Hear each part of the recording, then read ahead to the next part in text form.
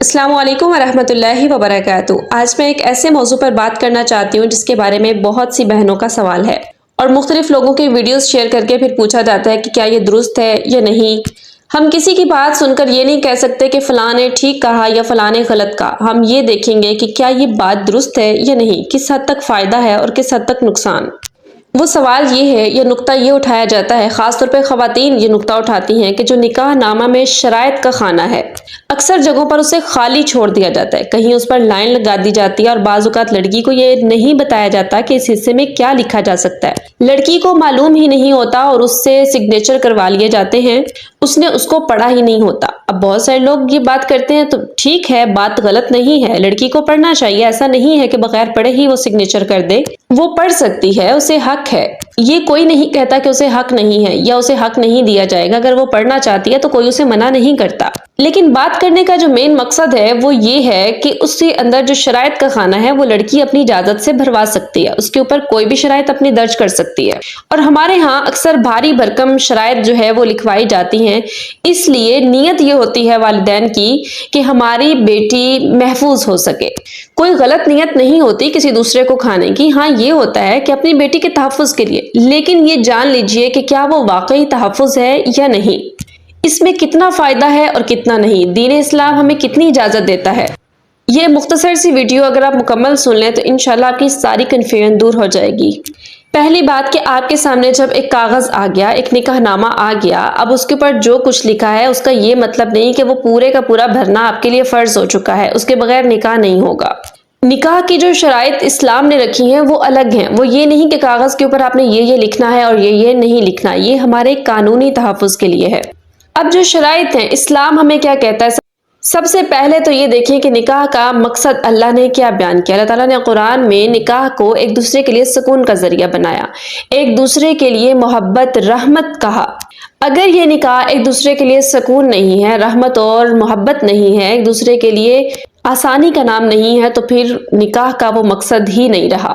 لیکن اب جن والدین کی یہ نیت ہوتی ہے کہ جب ہم یہ رشتہ طے کر رہے ہیں اور ہماری بیٹی تبھی پرسکون رہ سکتی ہے یا ان کے درمیان سکون محبت تبھی آ سکتا ہے کہ ہم لڑکے پر کچھ ایسی شرائط نافذ کر دیں جو شرائط وہ پوری کرنے سے کترا رہا ہو یا اسے مشکل لگ رہا ہو، اس سے کیا ہوگا کہ وہ ہماری بیٹی کو چھوڑے گا نہیں۔ لوگ کہیں گے یا لکھیں گے اس کے اوپر کہ جی آپ نے ماہانہ اتنا خرچ دینا ہے، بھئی ماہانہ نان و نفقہ فرض ہے، اسلام نے اس پر فرض کیا ہے مرد پر، اب وہ آپ کے لکھنے سے یا نہ لکھنے سے کوئی فرق نہیں پڑے گا۔ اس کے علاوہ کہ اگر آپ ہماری بیٹی کو طلاق دیتے ہو یا چھوڑ دیتے ہو تو آپ نے اتنی رقم ادا کرنی ہے یا اتنا سونا دینا ہوگا یا کوئی پراپرٹی یا کچھ بھی ایسا لکھوا لیا جاتا ہے۔ اس کے علاوہ کہ اگر ہماری بیٹی کوئی ناراض ہوگی یا کوئی مسئلہ بنے گا، میکے میں رہے گی تو اتنا دو گے، یا اس طرح کی کئی ایسی شرائط ہوتی ہیں اور مختلف قسم کی شرائط جو ہے وہ لوگ اس میں لکھوا لیتے ہیں۔ اسلام آپ کو شرائط سے منع نہیں کرتا، جائز شرائط سے، اگر آپ کوئی جائز شرط اس میں لکھوا سکتے ہیں، لکھوانا چاہیں تو اس میں کوئی حرج نہیں ہے،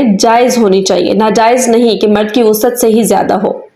اب یہ لڑکیوں کو خود بھی سوچنا چاہیے، باشعور ہیں، آج کل کی لڑکیاں ایسی نہیں ہیں کہ جو والدین نے فیصلہ کر دیا بس وہی ان کے لیے اٹل فیصلہ ہے، وہ خود بھی اپنی رائے دیتی ہیں اور دے سکتی ہیں۔ باقی چیزوں میں اگر وہ شاپنگ میں، اپنے میک اپ میں، اپنے ہر ایک چیز میں وہ اپنی مرضی کر رہی ہیں تو یہاں پر بھی وہ اپنی رائے رکھ سکتی ہیں کہ یہ شرائط ان کے لیے فائدہ مند ہو سکتی ہیں، نقصان دہ ہو سکتی ہیں۔ تو جان لیجئے کہ جو آپ تحفظ سمجھ رہے ہیں وہ تحفظ صرف اور صرف تبھی آپ کی بیٹی کو مل سکتا ہے اگر جو لڑکا آپ نے اس کے لیے منتخب کیا ہے وہ اللہ سے ڈرنے والا ہے اور وہ آپ کی بیٹی کو عزت اور محبت دینے والا ہے۔ اگر کوئی اللہ سے ڈرنے والا نہیں، کوئی اچھے اخلاق والا نہیں، حسن سلوک نہیں جانتا، بیوی کے حقوق نہیں جانتا، تو آپ اس کے اوپر جتنی مرضی بھاری بھرکم شرائط رکھ دیں وہ رشتہ کبھی سکون نہیں پا سکتا۔ آپ کو کیا یہ لگتا ہے کہ کچھ لاکھ روپے لکھنے سے یا کچھ پراپرٹی لکھنے سے یا کچھ گولڈ لکھ دینے سے وہ پابند ہو جائے گا کہ آپ کی بیٹی کو چھوڑے گا نہیں، اور کیا وہ اس سے محبت کرے گا؟ کیا آپ کسی کے دل میں احترام یا محبت کسی خوف کی وجہ سے پیدا کر سکتے ہیں؟ ہرگز نہیں کر سکتے، بلکہ بعض دفعہ یہ چیز آپ کی اپنی بیٹی کے لیے تکلیف دہ بن جاتی ہے، اور بعض دفعہ نہیں بلکہ حقیقت یہی ہے۔ جب آپ نکاح کر رہے ہوتے ہیں تو اس وقت اچھا بھی سوچیں اور برا بھی سوچیں، دونوں طرح کے وقت آ سکتے ہیں، مستقبل کسی نے نہیں دیکھا، کوئی غیب کا علم نہیں جانتا کہ آنے والے وقت میں اس کے ساتھ کیا ہونے والا ہے۔ یا تو یہ رشتہ ایک انتہائی خوبصورت رشتہ بن سکتا ہے، سکون بن سکتا ہے، اور یا پھر یہ رشتہ اس انسان کی زندگی کی سب سے بڑی تکلیف اور اذیت بھی بن سکتا ہے۔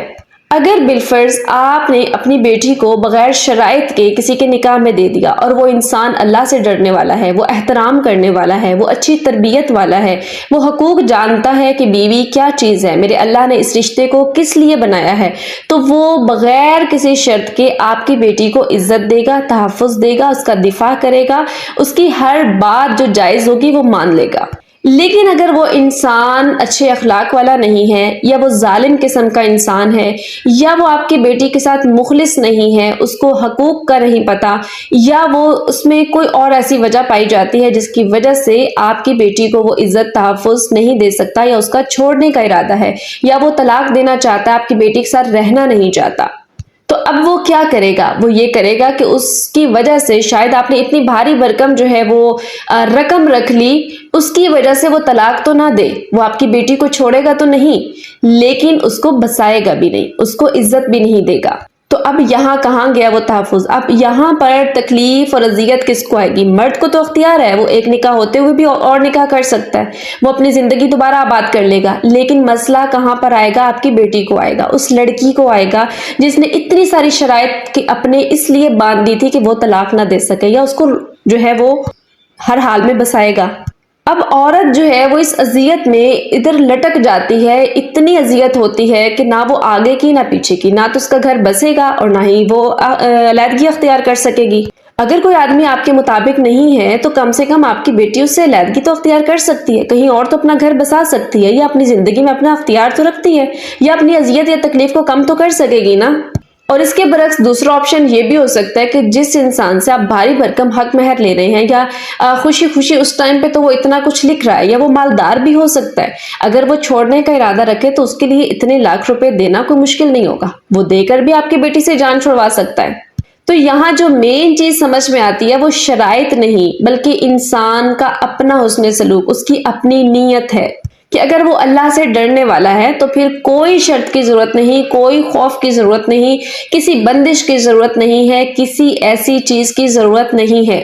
ورنہ وہ چیز آپ کی بیٹی کے لیے خود تکلیف دہ بن جائے گی۔ اور یہ بھی تو ہو سکتا ہے کہ آپ تحفظ کر رہے ہیں، لیکن وہ مرد نکاح کے وقت جذبات میں بڑی بڑی مالی شرطیں جو ہے وہ قبول کر لے، لیکن جب بعد میں تھوڑا سا بھی اختلاف پیدا ہو تو اسی کو وہ انا کا مسئلہ بنا لے اور ضد میں آ جائے، نہ تعلق نبھائے اور نہ آسانی سے علیحدگی کا راستہ اختیار کرنے دے، تو اس صورت میں یہ تحفظ نہیں بلکہ عورت کے لیے اذیت بن جائے گی۔ اس لیے میرے نزدیک اصل سوال یہ نہیں کہ کتنی شرطیں لکھی جائیں، اصل سوال یہ ہے کہ کیا ہم اپنی بیٹی کے لیے دیندار، با اخلاق اور ذمہ دار انسان تلاش کر رہے ہیں یا نہیں؟ کیا ہم نکاح سے پہلے صحیح تحقیق کرتے ہیں؟ کیا ہم صرف ظاہری حیثیت، نوکری، دولت دیکھتے ہیں یا کردار بھی دیکھتے ہیں؟ نبی کریم صلی اللہ علیہ وسلم نے دین اور اخلاق کو ترجیح دینے کی تعلیم دی ہے، لیکن دین سے مراد ظاہری دین نہیں کہ آپ کسی کا ظاہری دین دیکھ کر جو ہے وہ سمجھے کہ یہ انسان دیندار ہے۔ ظاہری دین کا مطلب دیندار انسان نہیں ہوتا، باکردار انسان ہونا چاہیے، اللہ سے ڈرنے والا اور متقی ہونا چاہیے۔ اگر ایک انسان اللہ سے ڈرتا ہے تو وہ دوسروں کے حقوق پورے کرنے میں کوتاہی نہیں کرے گا۔ ایک اچھا انسان بہت سی شرطوں کے بغیر بھی حقوق ادا کرتا ہے، جبکہ ایک برا انسان بعض اوقات بہت سی شرطوں کے باوجود بھی مسائل پیدا کر دیتا ہے۔ تو لہٰذا میری بہنوں اور والدین سے گزارش ہے کہ نکاح نامے کو سمجھ کر بھریں، اپنے حقوق سے آگاہ رہیں، لیکن اپنی سب سے بڑی توجہ نیک سیرت انسان، باکردار، با اخلاق اور متقی شریک حیات کے انتخاب پر رکھیں، کیونکہ مضبوط گھر صرف شرطوں سے نہیں بلکہ تقوی، اعتماد، حسن اخلاق اور اللہ کے خوف سے بنتے ہیں۔ آپ اپنے لیے اگر ایک ایسا انسان تلاش کر لیتے ہیں جو باکردار بھی ہے، مخلص بھی ہے، حقوق جاننے والا ہے، اللہ سے ڈرنے والا ہے، تو بس اب آپ کو پریشانی کی ضرورت نہیں۔ بے شک اس کے پاس مال و دولت تھوڑا ہو، شکل و صورت میں کم ہو، حسب و نسب میں بھی کمی ہو، لیکن اگر یہ چیز اس میں پائی جاتی ہیں تو انشاءاللہ آپ کی زندگی آسان ہے۔ اللہ تعالیٰ سے دعا ہے کہ اللہ تعالیٰ ہر ایک بہن بیٹی کے نصیب اچھے کرے اور ایسے لوگوں سے ملائے جو واقعی میں اللہ سے ڈرنے والے ہوں۔